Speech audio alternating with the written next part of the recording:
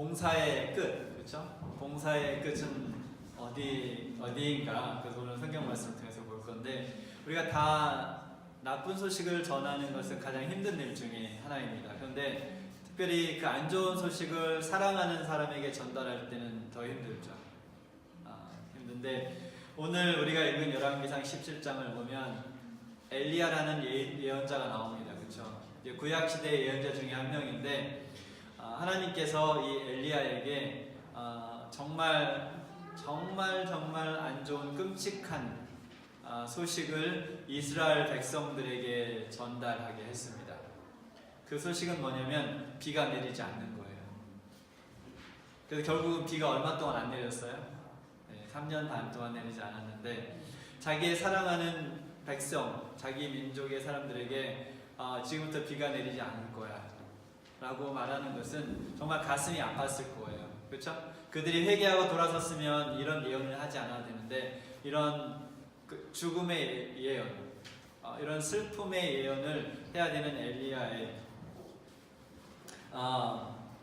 이 마음은 아주 마음이 아팠을 거라고 생각이 됩니다. 그래서 엘리야는 결국 이 예언을 누구에게 가져갑니까? 그 당시 왕이었던 북방 이스라엘의 왕이었던 아합에게 가서 예언을 합니다. 그래서 17장 1절에 보면 하나님 여호와께서 살아계심을 두고 맹세하노니 내 말이 없으면 수년 동안 비도 이슬도 있지 아니하리라. 간단하게 왜 이런 예언을 하게 됐냐면 이 아합이 이세벨하고 결혼을 하죠. 그렇죠? 근데 이 어디 사람이에요? 이 왕비가? 시돈 사람이에요. 근데 그 시돈이 어떤 지역이냐면 바알을 섬기는 곳이죠. 네, 그곳에 이제 공주였는데 이제 왕비로 받아들이죠. 그러면 이 여인이 혼자 왔겠어요? 아니면 누굴 데려왔겠어요? 누굴 데려왔겠어요? 네, 바알 신을 데려왔어요. 그래서 이스라엘 그 민족에게 바알 신을 섬기게 했고, 이 아합 왕은 그 아내의 말을 따라서 참 좋은 남편이죠? 그죠? 아내의 말을 잘 따라서 온 백성들을 바알을 섬기게 해서 영적으로 이스라엘 백성들을 완전히 타락시켰습니다. 더 이상 그 상태를 둘 수 없었기 때문에 이제 하나님께서 선지자를 보내서 비가 내리지 않을 것이다 라는 예언을 했어요. 비가 내리지 않으면 어떤 일이 벌어집니까? 농사를 못 짓죠. 그렇죠? 목축도 못하죠. 그러면 먹고 살 게 없어서 굶어 죽게 되겠죠. 오늘날 같이 저장 창고나 그런 것이 잘 발달이 되어 있지 않기 때문에 그렇게 되면 그것은 그 온 백성이 결국은 기근으로 죽어갈 수밖에 없는 그런 상황이죠. 이런 소식을 전할 수밖에 없었던 그 엘리야, 그가 이제 열왕기상 17장 9절에 가면 그렇게 전할 때 하나님께서는 이 엘리야를 보호하실 계획을 갖고 계셨어요. 그래서 그 당시에 모두가 그 가뭄이나 기근으로 인해서 고통을 받았던 것이 아니고 거기서 그래도 좀 제외됐던 사람들이 있었어요. 그렇죠? 그 중에 하나가 이제 엘리야죠. 그 17장 9절에 너는 일어나 시돈에 속한 사르밧으로 가서 거기 머물라. 내가 그곳 과부에게 명령하여 네게 음식을 주게 하였느니라. 우리가 이 구약 시대의 배경을 좀 이해하면 지금 이 하나님께서 엘리야에게 한 말이 잘 이해하기 쉬운 말은 아니에요. 왜냐하면 지금 어디로 가라 그래요? 시돈에 속한 사르밧으로 가라 그랬죠. 시돈이 어디라고 그랬어요? 좀 아까 누구의 고향이에요? 이세벨의 고향이죠. 그러면 거기는 무슨 신을 섬기는 곳이에요? 바알 신을 섬기는 곳인데 그곳 바알 신을 섬기는 그 중심에 누구를 보내요? 하나님의 종 엘리야를 그곳에 보내서 그곳에 살고 있는 한 과부를 통해서 먹이게 하시겠다는 것이 지금 하나님의 계획이에요. 우리가 일반적인 상식 속에서는 이런 계획을 안 하죠. 그렇죠? 그렇죠? 그런데 우리가 조금 더 깊이 생각해 보면 이 엘리야는 누구의 최고의 적이에요? 이세벨의 적이죠. 이세벨이 이놈 만나기만 해봐라. 내가 그냥 그날로 목숨을 끊어버릴 거다. 완전 그런 잡히기만 해봐라 하고 있는데 그런 사람을 자기 고향에서 자기 아버지가 왕으로 섬기고 있는 그 바알신을 섬기는 핵심지에서 찾을 거라고 생각하겠어요? 아니죠, 그렇죠? 어쩌면 자기가 생각하는 마지막 장소일 거라는 생각이 들어요. 이거 봤을 때. 그래서 하나님께서 그곳에 보내셨습니다. 이렇게 해서 오늘 우리가 읽었던 성경절에 우리가 사르밧 과부 이렇게 하죠. 그래서 사르밧이 이름이 아니고 그 지역 이름이에요. 과부의 이름이 아니라. 그래서 이 사르밧에 살고 있는 도시에 살고 있는 한 과부와 엘리야가 만나서 어떤 일이 벌어지는지 오늘 그것을 살펴보도록 하겠습니다. 이제 하나님께서 엘리야에게 명령했어요. 일어나서 네가 그 사르밧으로 가라. 왜냐하면 그곳에 이제 지금 엘리야가 머물러 있던 곳에 더 이상 물이 없었어요. 그러면 이제 그곳에서부터 사르밧까지 여행을 해야 되는데 이제 마지막 남은 빵을 먹고 마지막 남은 고기 조각을 먹고 이제 물 조금 남은 거 이렇게 들어 마신 다음에 여행을 시작했겠죠.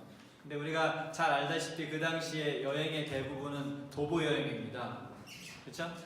근데 이 중동 지역의 도보 여행은 그렇게 즐겁지는 않아요. 특히 여름에 도보 여행을 하면 저도 이제 작년에 갔다 왔는데 땀이 주르르르르 내라고 한 2시간만 걸어도 이 옷이 다 샤워한 것 같이 그 물 그냥 이 옷 입은 채 물 뿌린 것처럼 이렇게 다 젖어요. 땀이 그렇게 많이 나는데 그런 여행을 이제 하고 먹지도 못하고 마시지도 못하고 드디어 사르밧에 도착을 했습니다. 근데 하나님께서 말씀하셨던 그 과부가 누군지를 하나님께서 성령을 통해서 알게 하셨어요. 그래서 그 과부를 보고 이제 엘리야가 무엇을 요구합니까? 무엇을 달라 그래요? 네, 먼저 물을 달라고 하죠. 근데 이 상황이 우리가 요한복음 4장과 좀 일치되는 부분들이 있어요. 예수님께서 사마리아를 여행하시다가 목이 말라서 우물가에 있는 한 여인에게 물을 달라고 하죠. 근데 그 우물가에 있었던 사마리아 여인의 삶은 거의 죽음을 눈앞에 둘 만큼 이렇게 바닥을 치고 있었죠. 그런 바닥을 치고 있는 여인에게 예수님께서 가서 위로해 주는 대신 물을 달라고 그러셨는데 여기도 보면 이 사르밧 여인의 삶의 상황도 죽기 직전이에요. 근데 이 선지자라는 사람이 와서 도와줄 생각은 안 하고 물 좀 달라고 그래요.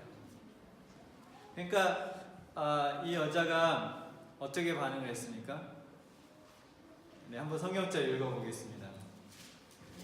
열왕기상 17장 12절 그가 이르되 당신의 하나님 여호와께서 살아계심을 두고 맹세하노니 나는 떡이 없고 다만 통에 가루 한 움큼과 병에 기름 조금 뿐이니라. 내가 나뭇가지 둘을 주오다가 나와 내 아들을 위하여 음식을 만들어 먹고 그 후에는 죽으리라. 근데 이제 엘리야가 처음에 물 달라고 그랬죠, 그렇죠? 근데 물을 달라고 해서 이제 물을 가지러 가는데 생각해보니까 물만 갖고 되겠어요, 안 되겠어요? 네, 지금 하루 종일 먹지도 못하고 배가 꼬록꼬록한데 근데 이제 갈증과 배고픔의 둘 중에 하나를 먼저 채워야 되면 뭘 먼저 해야 돼요? 그쵸? 갈증이 더 급하죠.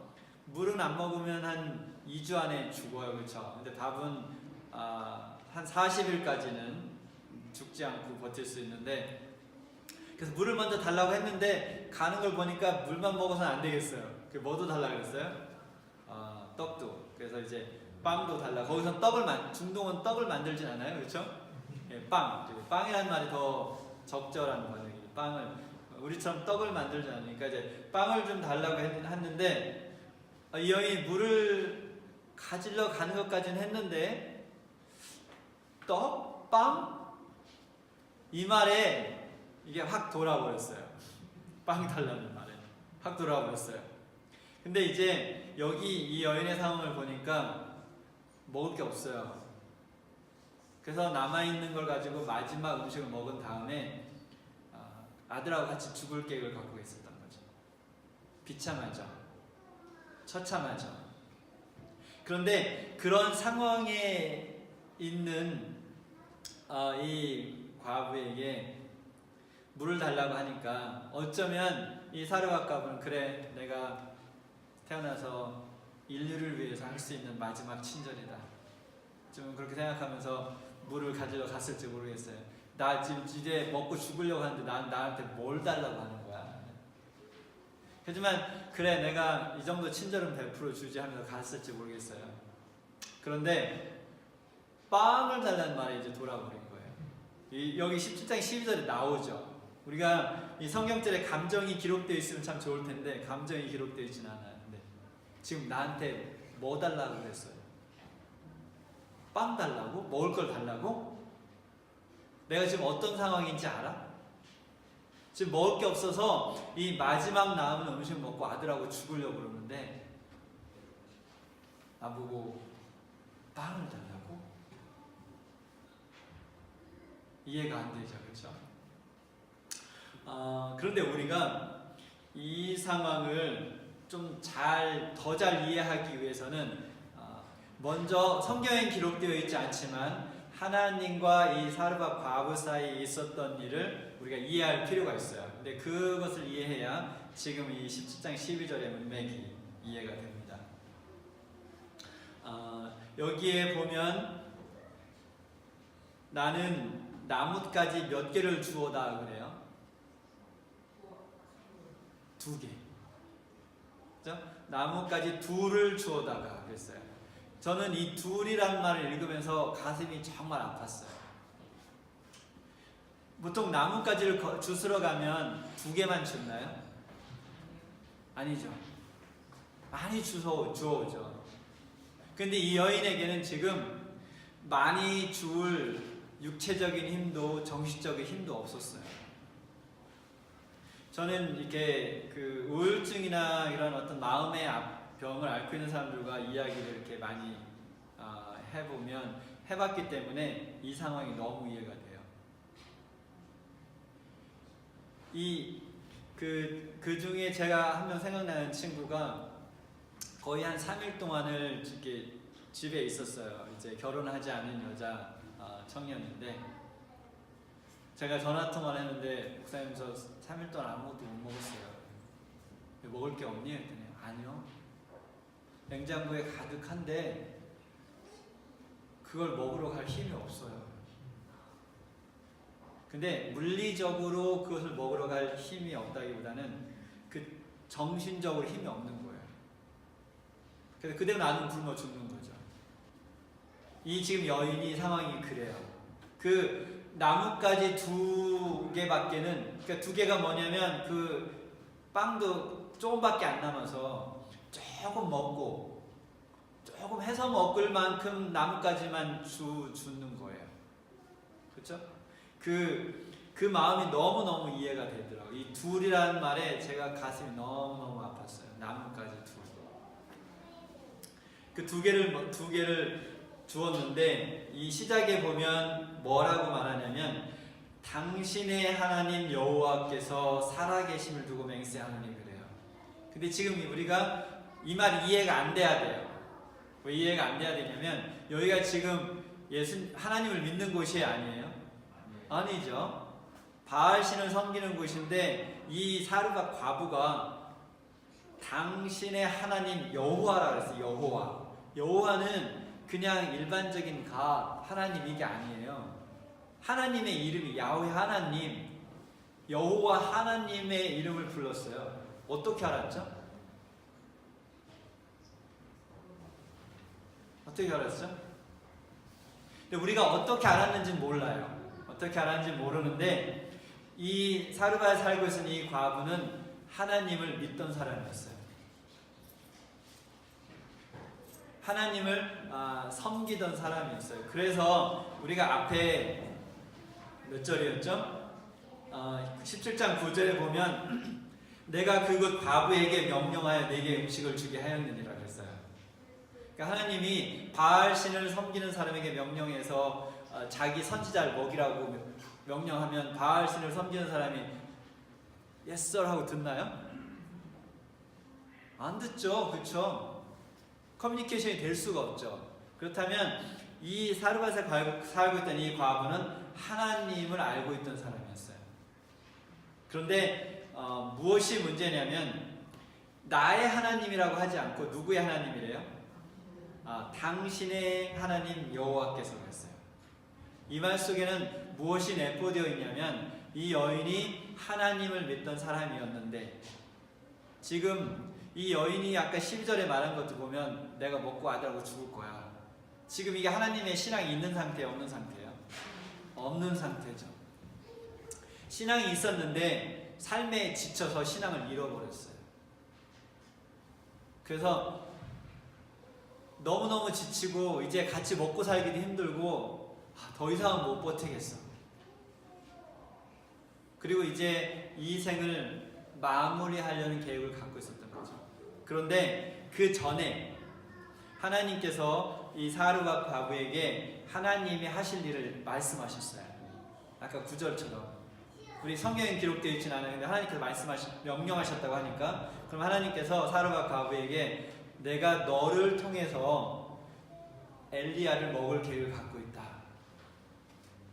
근데 이 과부가 그 말을 듣고 그 말을 이 지금 상황을 보니까 믿었어요? 안 믿었어요? 안 믿었어요. 하나님 지금 무슨 말씀하시는 거예요? 내 인생이 이 꼬라지가 되기까지 잠잠하시더니 이제 겨우 이제 먹고 죽으려고 하는데 지금 저보고 누굴 먹이라고요? 나 믿을 수 없어요. 나 이제 하나님 믿을 수 없어요. 그리고 하나님의 신앙을 잃어버렸어요. 그리고 지금 선지자가 먹을 거 달라고 하니까 내가 네가 믿는 하나님 이름을 두고 맹세하는데 너 죽을 거 없어. 나 먹을 것도 없어. 그냥 한 끼 먹고 죽을 거야. 지금 이런 상황이에요. 이런 상황인데 이때 이 이야기를 들은 엘리야가 한 말이 사실은 어떻게 보면 가관이에요. 한번 볼까요? 13절 14절에 보면 엘리야가 그에게 이르되 두려워하지 말고 가서 내 말대로 하려니와. 이게 무슨 말이에요? 가서 마지막 남은 걸로 요리를 해 내 말대로 하려니와 그것으로 나를 위하여 작은 떡 한 개를 만들어 내게로 가져오고. 미쳤죠? 정신 나갔죠? 지금 이게 말이 돼요? 상황이? 죽으려고 하는 사람에게 먹을 게 없어갖고 거의 죽으려고 하는 사람에게 가서 그 남은 것 만들어갖고 나한테 가져와. 미친 예언자입니다. 미친 예언자. 내게로 가져오고 그 후에 너와 내 아들을 위해서 만들라. 그리고 나서 14절에 보면 그렇게 말한 이유가 있어요. 이스라엘의 하나님 여호와의 말씀이 나 여호와가 비를 지면에 내리는 날까지 그 통에 가루가 떨어지지 아니하고 그 병에 기름이 없어지지 아니하리라 하셨느니라. 근데 저 같으면 일단은 만들어서 먹어보세요. 그러면 하나님께서 채울 거예요. 이렇게 말할 것 같은데, 그죠? 근데 엘리야는 그렇게 말하지 않았어요. 먼저 만들어서 나한테 가져와. 그러면 하나님께서 그 밀가루도 더 주시고 기름도 더 주셔서 너와 내 아들이 먹을 게 생길 거야. 근데 우리는 이런 거 마음에 들지 않아요. 그렇죠? 하나님께서 먼저 주신 다음에 주라고. 그렇죠? 하나님께서 먼저 야 저기 밀가루통 열어봐. 꽉 찼네. 기름통 열어봐. 꽉 찼네. 그럼 이제 요리해. 이렇게 하면 좋잖아요. 그렇죠? 근데 하나님께서는 주지도 않고 미리 먼저 섬겨봐. 그러면 채워줄게. 그러면 채워줄게. 먼저 내가 하는 명령에 순종해봐. 그러면 일이 될 거야. 믿음이 먼저 오라고 하죠. 그렇죠? 믿음이 먼저 오라고. 이게 히브리식 사고방식이에요. 근데 우리는 대부분 헬라식 사고방식을 갖고 있어요. 그래서 그것을 시간이 되려면 잠깐 간단하게 설명하는 두 가지 사고 방식을 이제 전쟁터에서 좀 우습게 하는 이야기인데 전쟁터에서 이제 제가 만약에 그 소대장이에요. 소대장이 엎드려! 그러면 히브리식 사고 방식은 그냥 촥 하고 엎드리는 거예요. 근데 헬라식 사고 방식은 네? 왜요? 지금 무슨 일이 있나요? 제가 왜 엎드려야 되죠? 그러면 엎드려야 되는 게 맞네요. 그럼 지금 엎드릴게요. 이게 헬라식 사고 방식이에요. 근데 우리라고 하는 말, 우리 이 세상 모든 사람들은 우리 시대를 살고 있는 세상 사람들은 대부분은 이 헬라식 사고 방식을 갖고 있고 왜냐면 그런 교육을 받기 때문에 우리가 받는 교육은 헬라식 교육이거든요. 이성으로 판단하고 내 마음에 받아들이면 그때 행동을 옮기는 거죠. 근데 히브리식 사고 방식은 이 사르밧 과부의 이야기처럼 먼저 남은 걸로 요리를 해서 나한테 가져와. 하나님이 약속을 이렇게 하셨어. 그러면 채워줄 거야. 이게 지금 이 과부를 약 올리는 게 아니라 그쵸? 어떻게 보면 약 올리는 거 같잖아. 지금 그 잘못하면 사드에게 한 대 맞을 수도 있는 상황인데 지금 하나님은 이 엘리야를 먹이는 것도 중요한데 이 사르밧 과부의 믿음을 회복시키는 것이 더 중요했어요. 근데 그것이 꽉 찬 다음에 해주는 건 믿음이 아니죠. 이 과부를 약 올리는 것이 아니라 과부의 믿음을 회복시켜야 됐었어요, 하나님은. 그래서 이 극단의 방법을 쓰신 거죠. 그런데 이제 이 여인에게는 선택의 기회가 주어졌어요. 첫 번째 선택은 이 정신없는 사람아, 내가 그렇게 말했는데도 못 알아듣니?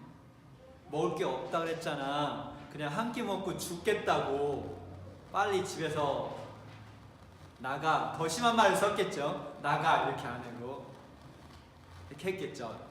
네, 이렇게 했을 수도 있고 두 번째는 그러면 내가 다시 하나님을 한번 믿어보고 내가 당신을 위해서 요리하겠습니다. 그리고 하나님께서 채워주시면 그때 저와 제 자식을 위해서 빵을 굽죠. 아니면 더 극단적인 믿음의 표현으로 그렇다면 내가 다시 하나님께 대한 믿음이 생겼습니다. 하나님이 채워주든 채워주시지 않든 제가 빵을 구워서 당신을 드리죠. 라고 말할 수도 있겠죠. 그러면 이 과부가 어떻게 했습니까? 무슨 말을 했는지는 기록이 안 돼 있어요. 근데 행동이 기록되어 있어요. 그가 가서 엘리야의 말대로 하였더니 무슨 말이에요? 결국은 그 남은 밀가루와 그 기름을 가지고 빵을 구워가지고 엘리야에게 먼저 줬다는 거죠. 그렇죠? 예, 그렇게 했어요. 그러니까 17장 15절 16절에 보면 그와 엘리야와 그의 식구가 여러 날 먹었으나 이 여러 날은 2년이 넘는 기간이에요. 이스라엘 백성들이 광야에서 만나를 먹었죠. 그렇죠? 이 사르밧 과부의 아들과 엘리야가 뭘 먹은 거예요? 만나를 먹은 거예요. 그 만나는 그때만 내렸던 것이 아니에요. 시시때때로 하나님께서 하나님의 백성을 먹이시는 방법이 이런 방법이거든요. 먹이셨어요. 2년이 넘는 기간을. 근데 여호와께서 엘리야를 통해서 하신 말씀같이 통에 가루가 떨어지지 아니하고 병에 기름이 없어지지 아니하니라. 지금 굉장히 아이러니한 상황이 됐어요. 하나님께서 비가 내리지 않는다고 해서 비가 내리지 않아서 사람들이 굶어 죽고 있죠. 근데 굶어 죽고 있는 사람들이 누구냐면 언약의 백성들이에요. 하나님께 선택된 백성들은 지금 비가 내리지 않아서 먹을 것이 굶어 죽고 있는데 이 시돈 땅에 살고 있는 사르밧에 살고 있는 이 바알을 섬기는 그 센터에 살고 있는 이 과부는 언약의 하나님께서 주시는 축복을 누리며 살고 있다는 거죠.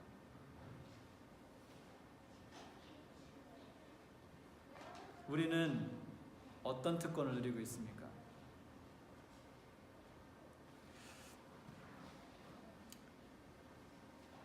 한국 사람들이 죽을 시간도 없다 그러죠. 약 먹고 죽을 시간도 없다고. 바빠요. 너무 바빠요. 그래서 지금은 교회가 어떤 하나님의 일을 만나고 추진하고 무슨 일을 하는 게 쉽지가 않아요. 어디서도. 한국에 있을 때도 어디 1박 2일 수련회를 가려면 너무 힘들어요. 시간이 맞지가 않아요. 그래서 제대로 하려면 3-4번 해야 돼요. 다 하려면. 약 먹고 죽을 시간도 없이 바쁜 사람들. 외국인이 한국에 살면 제일 먼저 배우는 단어가 뭔지 아세요? 빨리빨리. 처음엔 좀 당황스러웠어요. 그 외국인들이 제일 먼저 하는 말이 빨리빨리. 그렇게 바쁘게 살고 있는 이 시대에 이 사르밧 과부의 이야기는 우리에게 도전을 줍니다. 봉사가 뭔지, 섬기는 것이 무엇인지, 섬김의 끝이 무엇인지 우리에게 도전을 줍니다. 이 아프리카에 살고 있는 어떤 이제 거미 종류는 비유가 좀 약하신 분은 귀를 막으셔도 괜찮습니다. 이제 알을 낳잖아요. 그 알을 부화시킨 다음에 일정한 때가 되면 그 부화된 그 거미 새끼들이 누구를 먹냐면 어미 거미를 먹어요. 그래서 그런 호르몬을 분비시켜요. 어미가 나를 먹게끔. 그래서 그 엄마의 살을 파먹고 그 거미들이 이제 성인 거미가 돼서 살아가게 되는 거죠. 좀 속이 그렇죠. 그런데 여러분 그거 아세요? 예수님께서 그렇게 하셨어요. 요한복음 6장 53절부터 56절에 보면 예수께서 이르시되 내가 진실로 진실로 너희에게 이르노니 인자의 살을 먹지 아니하고 인자의 피를 마시지 아니하면 너희 속에 생명이 없느니라. 뭐와 뭐? 인자의 피와 인자의 살. 내 살을 먹고 내 피를 마시는 자는 영생을 가졌고 마지막 날에 내가 그를 다시 살리리니 내 살은 참된 양식이요 내 피는 참된 음료로다. 내 살을 먹고 내 피를 마시는 자는 내 안에 거하고 나도 그의 안에 거하나니. 예수님께서 우리를 그렇게 섬기셨어요. 뭐처럼? 자기 살을 파먹도록 호르몬을 분비시키는 어미 거미처럼 그분의 모든 것을 십자가에 주시고 우리에게 영생을 주시고 그분은 십자가에서 돌아가셨죠. 그것이 예수님의 섬김이었어요. 창조주를 거부하고 돌아선 그리고 사탄을 따라갔던 그 인류에게 그 인류를 예수님께서는 그분의 피와 그분의 살로 섬기셨던 것이죠. 우리는 어떻게 섬기고 있습니까? 우리 위니펙 한인교회는 제가 이곳에 와서 제일 감동받았던 것 중에 하나는 어르신들의 섬김이 많은 교회예요. 그렇죠? 어르신들이 일을 제일 많이 하는 교회예요. 그런데 이제는 우리가 그 섬김을 다음 세대가 그 섬김을 받아야 될 때가 됐다고 생각합니다. 이제는 우리가 오늘 배웠던 그 섬김의 정신으로 다음 세대가 그 어르신들을 섬기고 이 교회를 섬길 때가 됐다고 생각합니다. 그러니까 여러분 다시 아까 사르밧 과부 입장 들어간다면 목사님 제가 어떻게 사는지 알아요? 그렇죠? 근데 잘 몰라요. 잘 모르죠. 그러나 하나님께서 오늘 저와 여러분을 부르시면서 너희가 어떻게 살고 있든 나를 섬겨봐라. 그러면 그 다음 일은 누가 알아서 하시겠다는 거죠? 네, 하나님께서 알아서 하시겠다고 약속하시는 것입니다. 그래서 우리 위니펙 한인교회 섬김의 세대 교체가 있기를 간절히 바랍니다.